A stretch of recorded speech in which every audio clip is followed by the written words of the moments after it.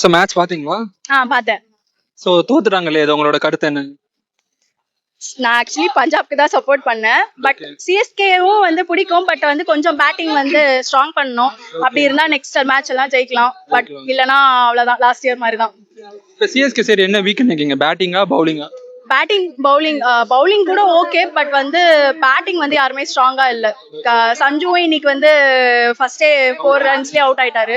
So அதனால பேட்டிங்கும் சரியில்லை. So உங்களோட ஃபேவரட் பிளேயர்னா யாரு சிஎஸ்கேல? எனக்கு கைக்வாட். பஞ்சாப் தான் நீங்க சப்போர்ட்டுங்கிறீங்க. பஞ்சாப்ல உங்களுக்கு ஃபேவரட்? ஸ்ரேயாஸ். ஓகே, இப்ப 2 தடவை தோத்துறாங்களே சிஎஸ்கே, இந்த தடவை ஜெயிக்கிற வாய்ப்பு இருக்கா? கப்படிக்க வாய்ப்பு இருக்கா?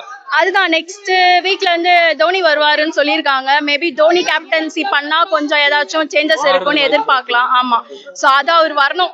அவர் இன்ஜுரி இல்லைனாலும் அட்லீஸ்ட் கேப்டன்சி அதுவும் பண்ணணும். எப்படின்னு கொஞ்சம் கைட் பண்ணா நல்லா இருக்கும். அவ்வளவுதான்.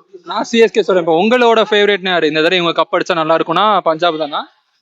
ஆமா, எனக்கு வந்து லைக் எல்லா வாட்டியும் ஸ்ரேயாஸோட டீம் வந்து அவரு எல்லாமே பண்ணி கொடுப்பாரு. கடைசியில வந்து அவருக்கு எந்த ரெகக்னேஷனும் கிடைக்காது. சோ அதனால அவர் ஜெயிச்சா நல்லா இருக்கும்.